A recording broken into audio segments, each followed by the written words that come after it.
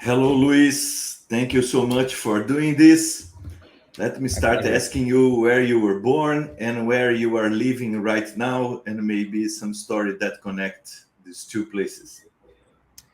I was born in Curitiba, Brazil, pretty much by accident. My parents lived in the countryside of Minas Gerais when they went to Curitiba on a shopping trip, and that's where I was accidentally born. But I did live there until I was about 21, 22.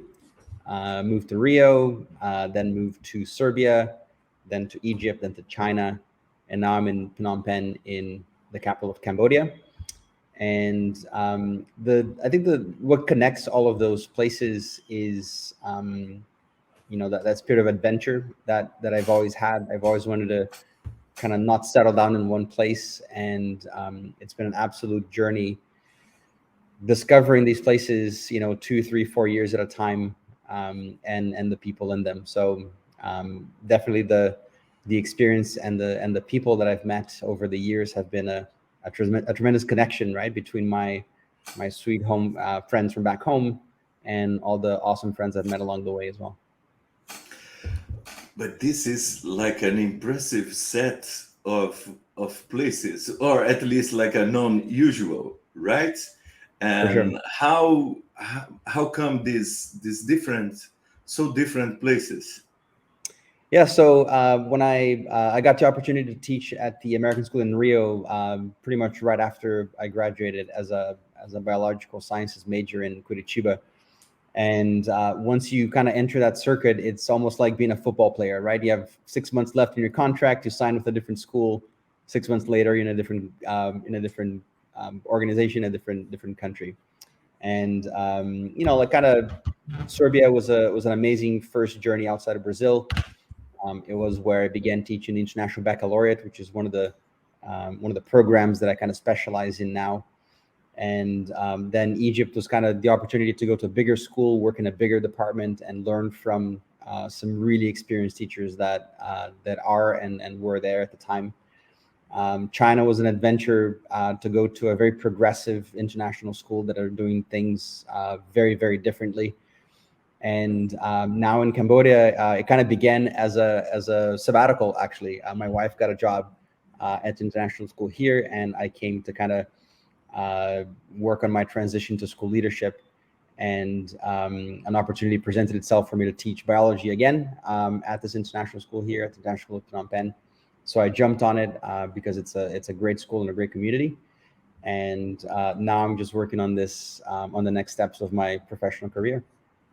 Yes. So what maybe what I should have asked is like, was this opportunity? So like the positions were open in this place. You were appointed to go to this place. You were given the choice. So how was the the choosing process to go? Do you did you have like many alternatives and you picked those places, or those were the alternatives at the time and you went with the flow? Tell us a little bit about this. The process of choosing, or how did you got there? Yeah, so it's Yeah. it's also a lot like being a football player. We have an agent that kind Okay. of not selects but highlights schools that might be a good fit. Okay. There's a system online that you can go and it shows the openings. I actually went to physical job fairs at the time. I've been to one in Cambridge, Massachusetts, then one in London, and one in Thailand, in Bangkok. And basically, you go to a hotel kind of conference center, and there will be 140 schools there. You check out the ones that have openings in your area. You do an interview over the weekend with 5 or 6, maybe more if you're lucky, maybe less if you're this is a bad year. And then if all goes well, you leave on the Sunday with a job for August. Amazing, impressive, very interesting. Luis, having passed and live it in all these places, what is your view of the world today? Do you see like the world is better than it was before? Is it getting better? Is it getting worse? What is your view on the world that we live today? It's a eventually a really tough question to answer. And I think because, there's so many things you could look at to answer this question. And I think if one were to focus solely on the media, you would say that it's not going so great because there's a lot of negativity in the media, I think. Yeah. So, and especially because we went to some places in some pretty terrible times, right? We were in Cairo just a year after the Arab Spring. We're in Serbia at kind of a tipping point in its political scene, and luckily went for the better at the time. So a lot of things that we could say, well, it was kind of crap being there. It was not very pleasant. But again, the people that were there made it that was an amazing experience. And so I think there's a lot of positive changes that are overall making the world become a better place. I think one of the things I'm noticing is in my field of work is I suppose a growing interest in relationships and empathy over, talking about, or emphasis on relationships over task completion, emphasis on people over things. In schools, I think there's schools are an ancient machine, right? And it's very easy in schools to do things as we've always done them. And the next steps for change are with the people. So if you don't listen to them, things won't change. So I think that particular part of my world is looking up. I think there's a lot of good things happening in that area in terms of paying attention to people and relationships and emotions, and not only on the staff and the people working at the schools, but also the students, right?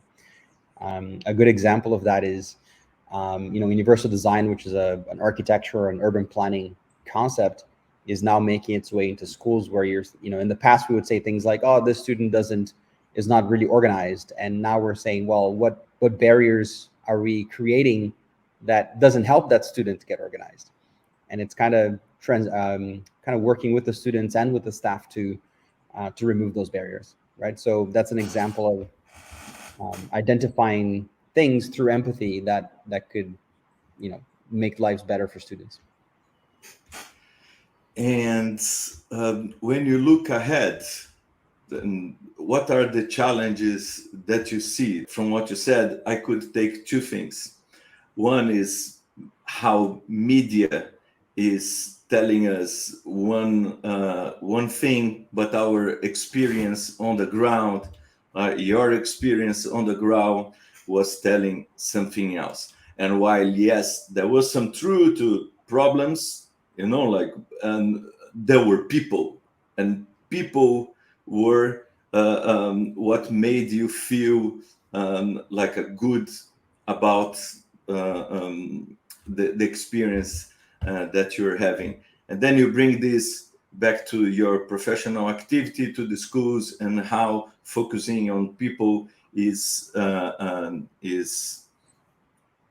making education, it's improving education, right? So do you think this relationships is like improving relationships is a challenge for the future? And have we made progress already? How do you see this? I think it's a huge challenge, especially because I think Simon Sinek does a lot of or has written about this a lot, and the idea that when you and I were growing up and we wanted to, we were bored in a waiting room, we had to either talk to each other or read a book, or and then social media now kind of provides a quick hit of dopamine that people always go to, even us as adults now. That kind of limits the opportunity to create those connections, right? So a good example of that is my dad. My dad cannot travel without making new friends. That's just part of how he travels. And nowadays, like it's easy to travel and kind of be, I'm with my partner, we're on our phones looking at, routes to go and restaurants to see. And it's very easy to go to a city and leave that city without making new connections, because we're so focused on our own kind of devices and our own in ourselves, really, right? So when schools are trying to build these relationships with students, and also to provide the environment for students to develop those relationships with themselves and between themselves, social media gets in the way a lot, right? So I've been working in schools that have one-to-one laptops. So I mean, every student has a laptop, plus their own personal devices, cell phones and whatnot. And it's very difficult to get past that, right? You have to have clear routines to get them to put their phones away and have a 10-minute conversation in the morning during advisory or home group, which is meant for that very reason, right? For them to build those relationships. So I think that's a huge problem. Is I think Cynic also talks how we don't regulate social media the same way we regulate alcohol and tobacco, right? And the hormones that they're releasing in these teenagers and their underdeveloped brains is very similar. So it's causing a lot of the impact that we see and the addiction to social media that we see.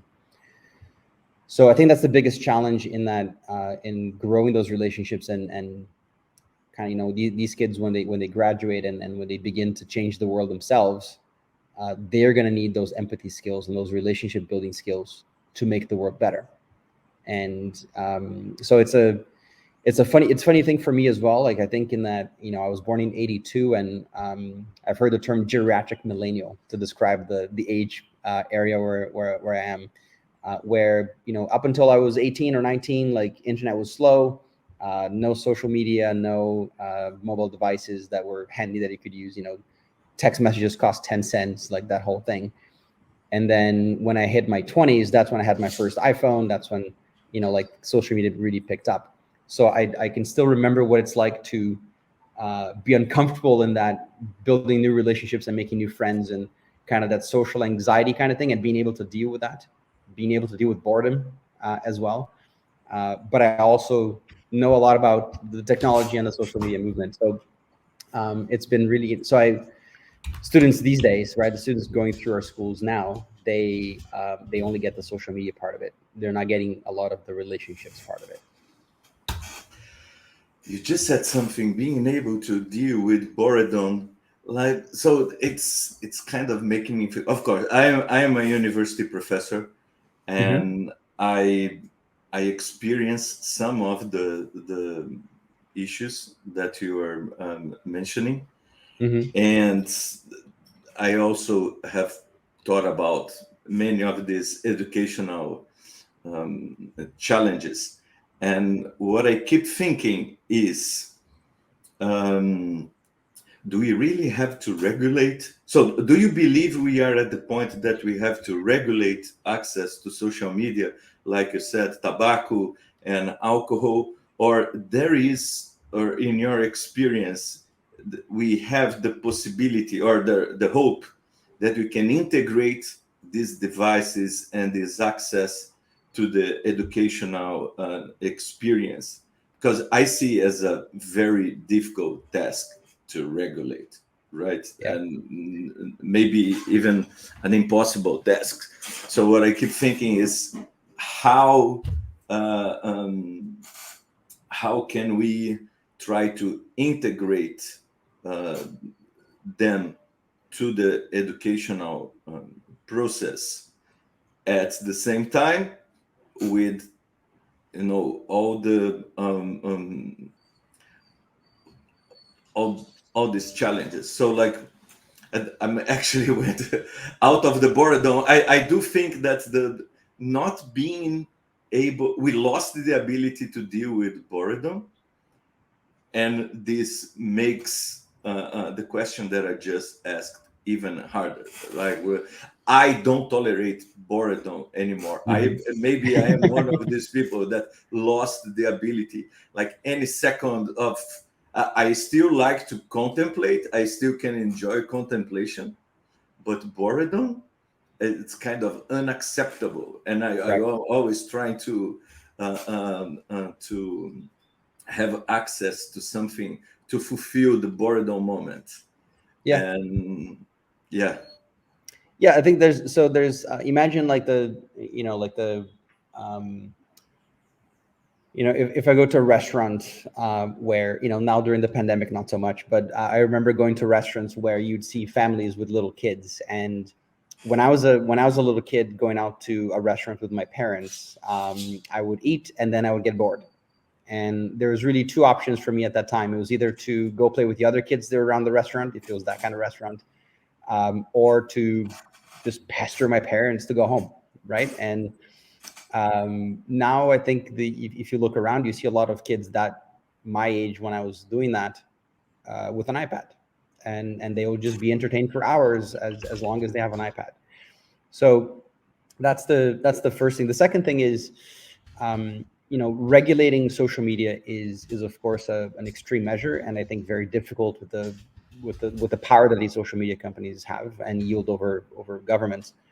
But the important thing is to model the use of social media, right? So, when if you're talking to a student and if we're talking to students and they say, and they're all on this device, and you say, put those away, you have to pay attention. And then when we as adults are in a meeting and then we're not paying attention because we're on our devices, it can be very hypocritical, right? And the way that adults use social media and devices and mobile devices and technology, because it's very similar the way that the kids use it, right? They use it to deal with boredom.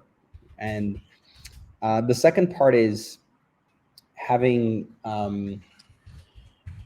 the second part is like integrating into education. I think social media is an absolutely phenomenal tool for educators, but it needs to be well modeled and well used, right? So, for example, the best use for social media that I find for my kids, for my students, is that you can curate your social media channels to deliver news and information that you want, that you need, right? So, if all you follow on social media is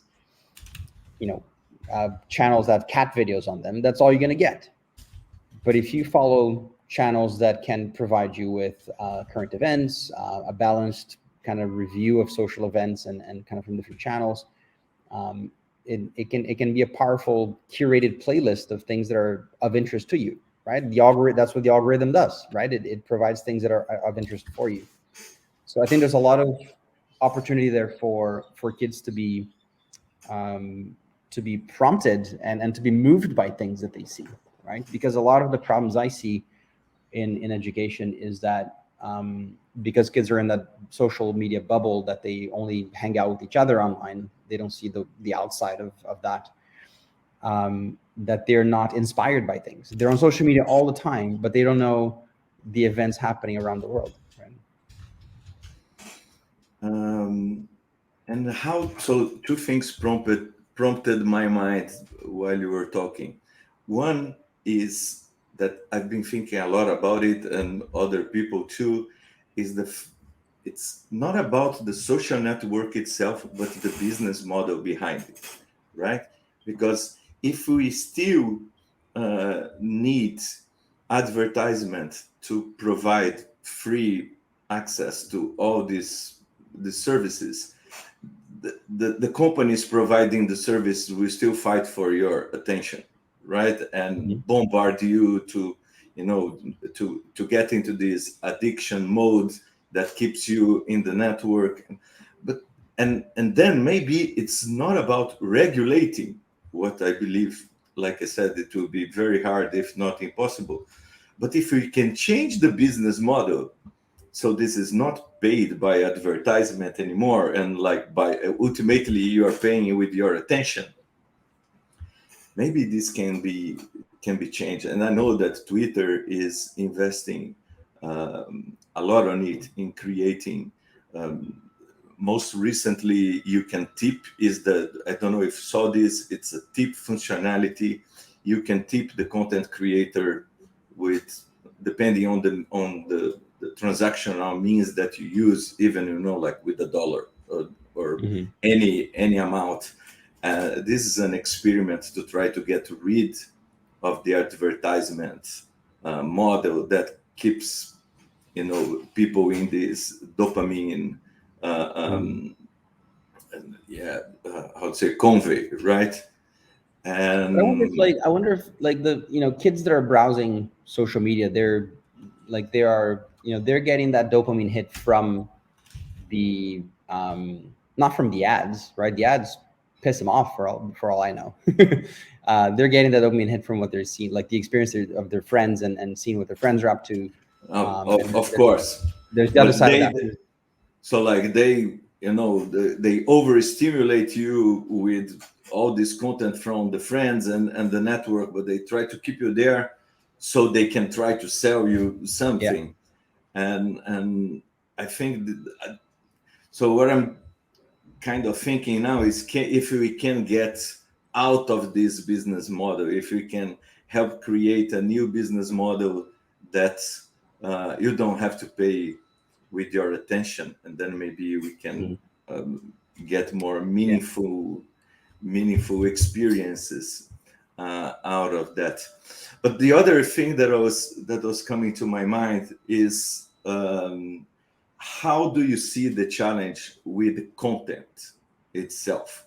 That we live in a world that is overloaded with information. The amount of information like doubles every, I don't know now if it's 9 months or 12 months, something like this. And these kids, we need them to learn more, right? I read this book that was saying that in the 18th, like, or in the 18th century, the library of the Oxford University was one of the most complete. They stopping for lunch and for tea. Um, Over the period of an year, you would read the 800 volumes or 1,800 volumes that you had at the library, and you would be up to date with all the Mhm. content in the world that humanity had produced. And no, now you cannot be updated, not even with your social media, uh, um, in, timeline. Right. And um, how, in your experience, or how do you, like working at the forefront of education and international education, see these challenges at the same time with the challenge of content? Because we still need these people to have these meaningful relationships, to have Mhm. content, right? So how is the transmission, or how do you work with this exposure to content and the two challenges, right? The competition of attention with social media and the focus that we need to give on the relationships. Yeah. I think one of the biggest challenges that this dopamine-driven world that teenagers live in brings to the classroom is that they get bored really easily, right? So that has led to a lot of teachers thinking that they have to be funny or they have to be entertainers to deliver a good lesson, and that couldn't be farther from the truth. So the one thing that I think that the relationships and the content are actually one and the same. So when I think about teaching, one of the things that always comes to my mind is collaboration. So I think my classes are only as good as the weakest student in it, or the student with the most challenges in it. It's really important for us to learn together, and I think the students that are naturally talented or that kind of just grasp the content faster, I want them to actually be able to help others, and that's the lesson for me, right? So I really couldn't care less if they remember that the mitochondria are the powerhouse of the cell 10 years from now, right? What I want them to remember is the principles of biology, the things that kind of drive the subject, the big ideas in the subject. But the biggest lessons I want from them is overcoming challenges together. So I think that the first thing that that I would say about this is that content and relationships are not separate. I think the content can be delivered through collaboration and can be learned through collaboration. The second part, I think, is that more and more, if I think even like the schools where I teach, they sit an international kind of end of high school set of exams, right? So these are challenging exams. They're in every subject, much like the university admission exams in actually they like if I think of the biology papers, they're really just about 20-25% kind of content heavy, like memorization type questions, right? Maybe a little bit of a description and explanation, but kind of on the content of biology. The rest of the papers are data analysis, creative thinking, suggesting things based on data, evaluating claims. Like it's really kind of analytical and critical thinking skills, and not content related, or based on the content and the context of the class. But they're not testing the content; they're testing those critical and thinking skills, right? The other part of it too, which is really interesting, is that all of these subjects are assessed internally. At about 20% of the student's course grade is assessed internally.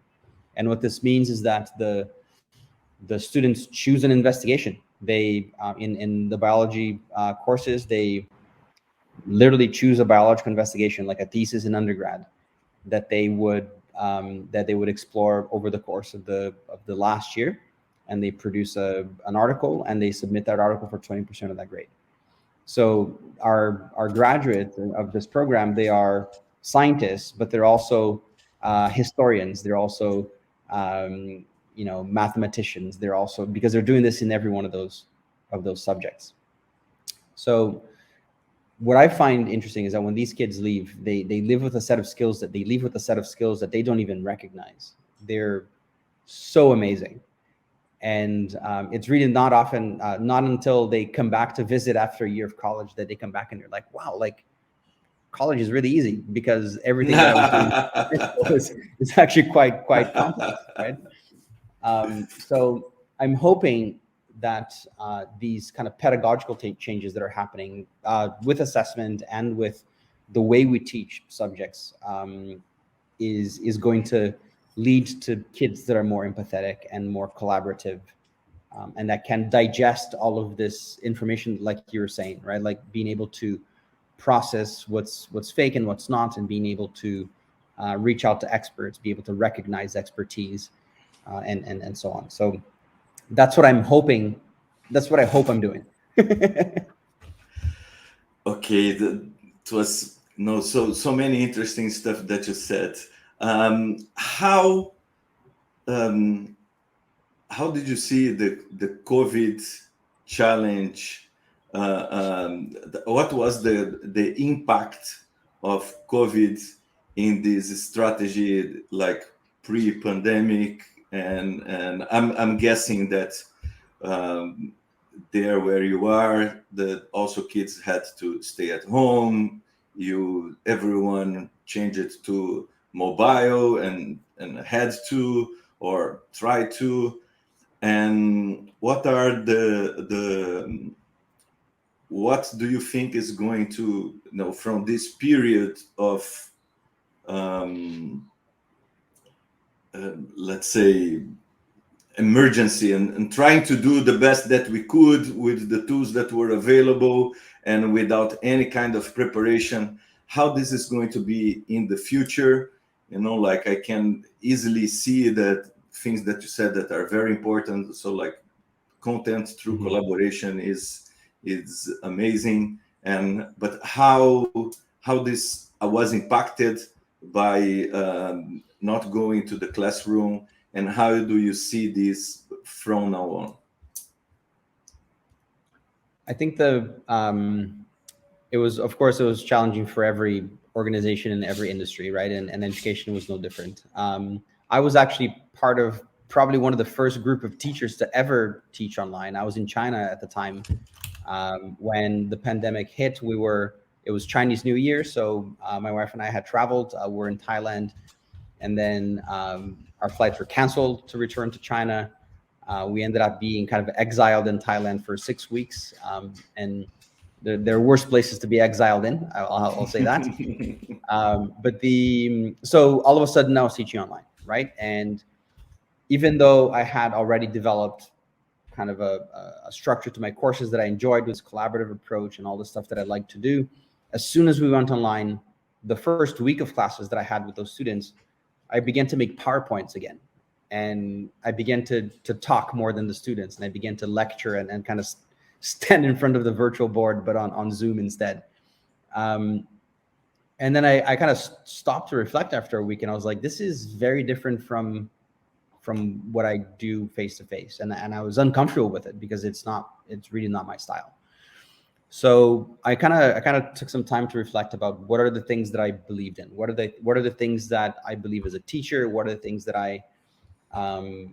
my why, essentially, right? So I kind of arrived at what the International Baccalaureate calls approaches to teaching, right? So those are basically like pedagogical pillars that IB educators use to deliver quality education, right? So these are research informed, like they're not new in any way, but the IB just had articulated them in a very clear fashion, and that is teaching that's collaborative, teaching that's grounded on concepts, right?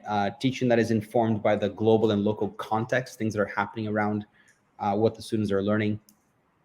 Teaching that is inquiry based, so that students are actually asking questions and attempting to answer those questions themselves.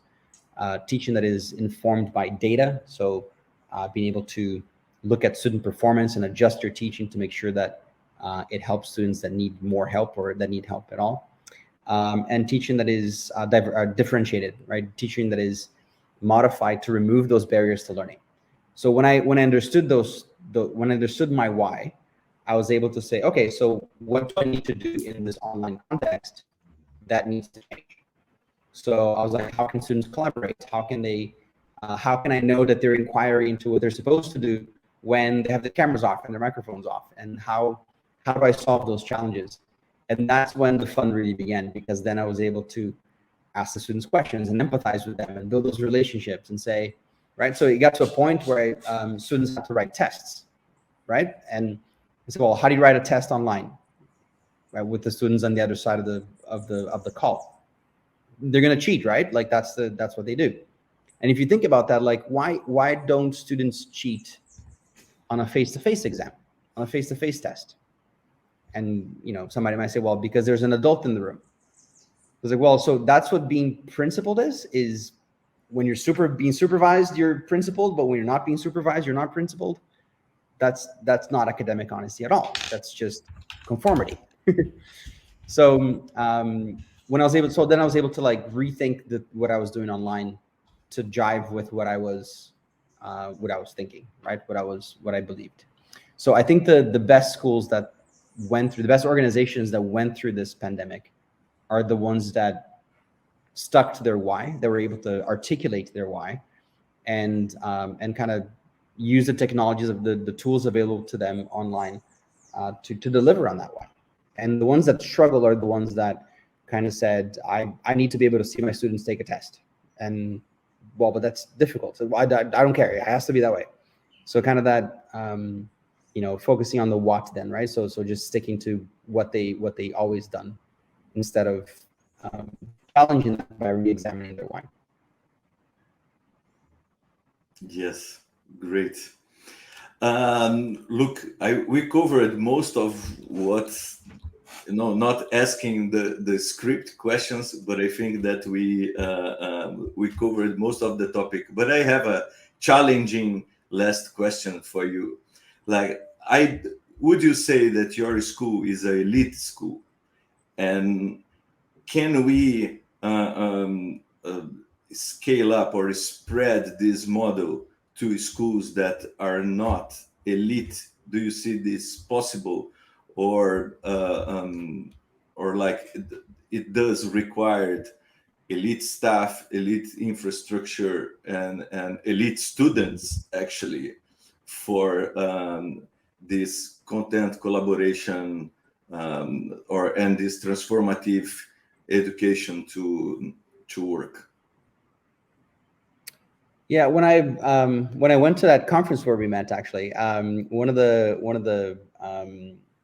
parts of the workshop that I delivered was because I was teaching at the American school already, right? And so I was already being exposed to some of these kind of more progressive pedagogies that I had never heard about in my formation as a teacher in Brazil.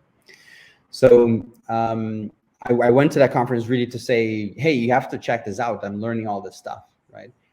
And one of the questions from the audience was, have you ever taught in a public school? And I said, no, I didn't. And I said, well, you can't really bring this to a public school because A, B, C, D, right? So it's the challenge of scaling something like this is, like you said, it requires a massive infrastructure. It requires just the background of the educational research that supports all of these practices. That is I don't think it's there. When I finished my undergrad in Brazil, I wanted to apply to a master's program at a school in São Paulo. I found a professor that would kind of that would be willing to look at my research and what I was interested in. And he said, we met, and he said, it's not going to work because I'm the only person that I know of in academia at a school that can supervise your master's program or master's degree that even knows what you're talking about.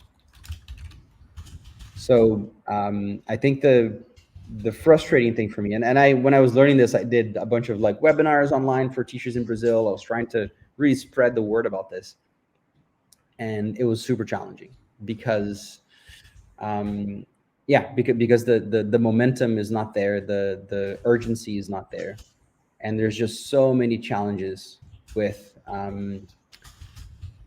infrastructure and the political context and everything else around it, right? With that said, I think there's a lot of a lot of small changes that we can do, and I think the key to improvement is to think micro ambitiously, right? Is to think of small changes that we can make, and that could be something similar, something very simple, like examining those approaches to teaching and looking at how can we incorporate collaboration, how can we incorporate inquiry, and I'm sure there's a ton of teachers in Brazil that are kind of creating small change in their own contexts, right? It's just maybe the lack of a platform to scale that's missing.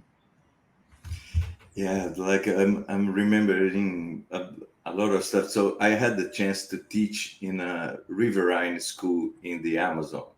It was Right. a scientific expedition, and we were in this riverine village for 15 days, and it was a different universe. It's like traveling back in time to I don't know even when, because it was one room made of wood and without electricity, without water, without anything.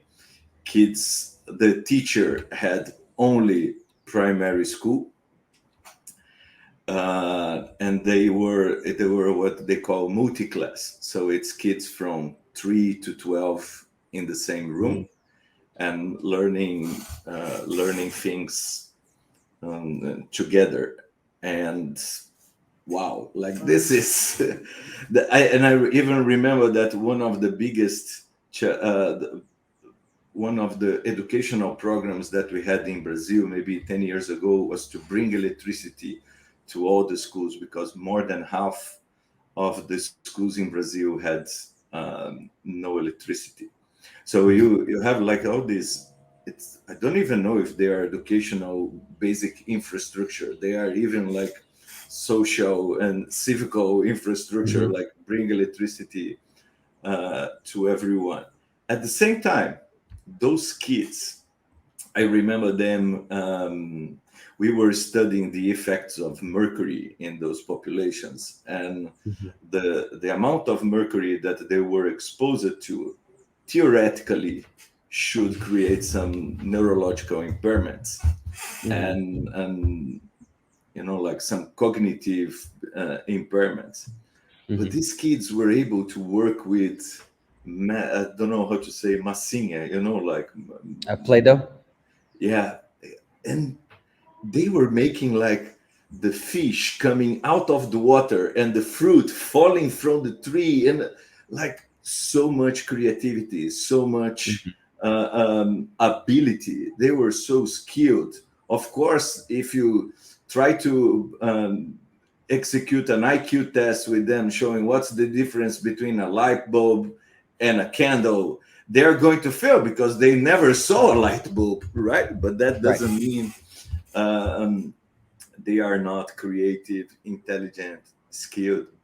And these are big challenges, right? I'm also thinking about this friend from India that has a NGO to feed the students. So it has this massive NGO that produce over 1 million hot meals a day to the students. And he says that his program is an educational program because no one can pay attention to content or whatever if they are hungry. Sure. You need to fulfill these basic needs, physiological needs, so you can concentrate on the rest.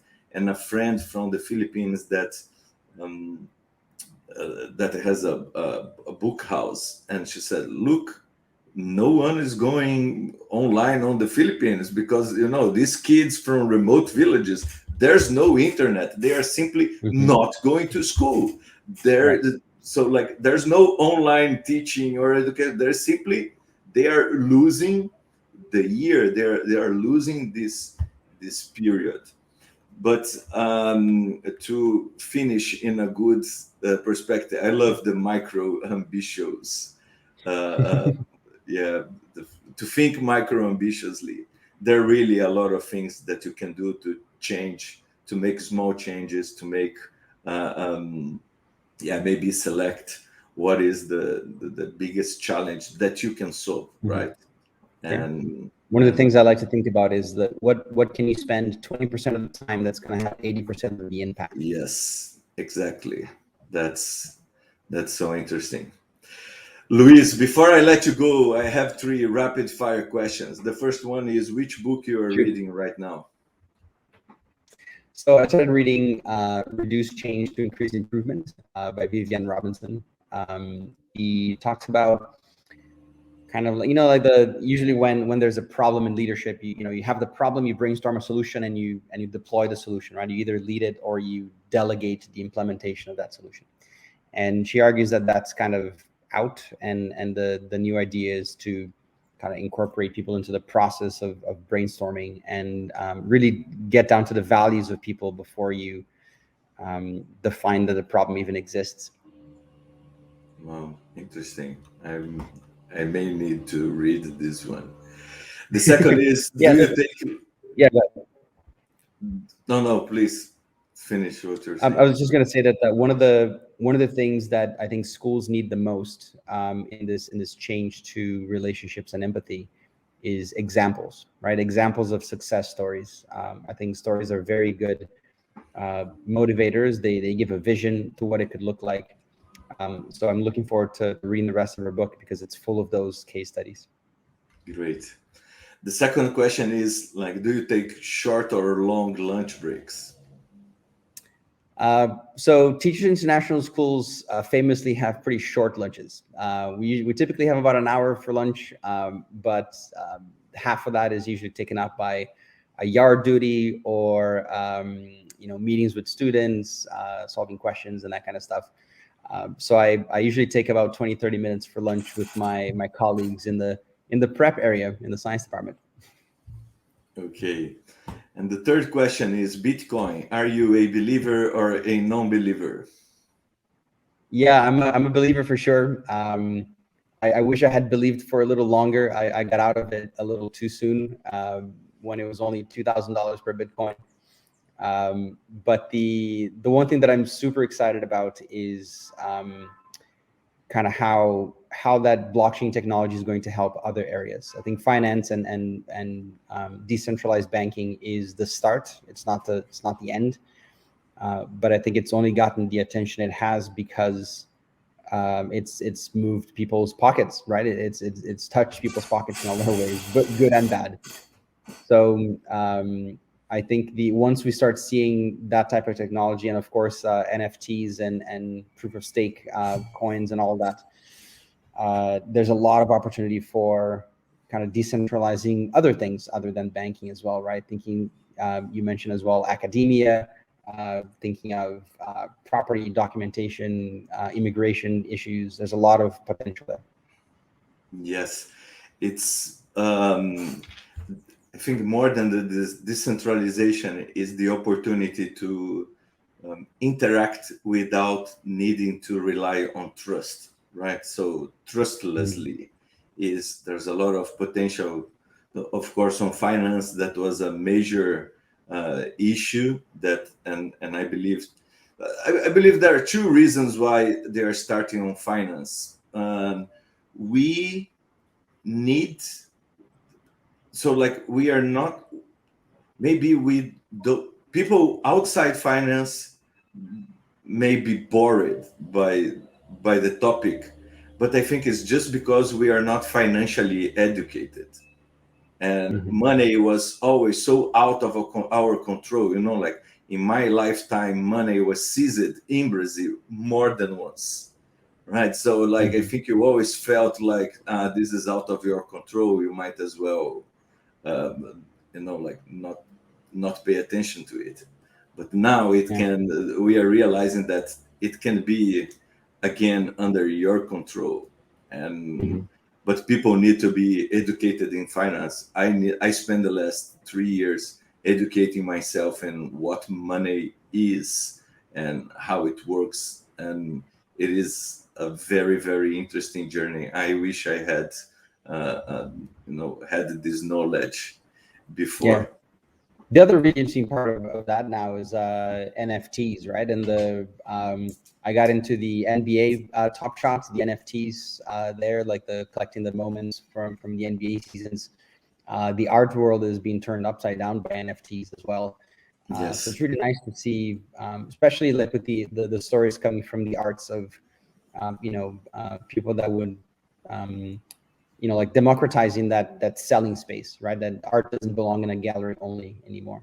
Yes, and you know, like cutting the middleman and giving the most of the value to the artist.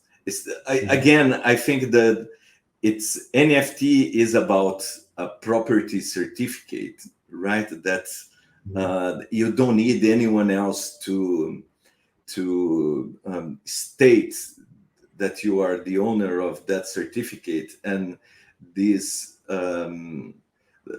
this simplifies so much the process, right? And then you have content creation in arts or anything else. I'm a particular believe that we are going to be able to fight fake news with NFTs, you know, like, and it will be very helpful in the future to verify authenticity, even of written context, of ideas, and everything. We are just in the beginning. Luis, thank you so much for doing this. It was very, very interesting, and I hope we can, you know, do it again soon, not after 10 years again. Sounds good. Sounds good.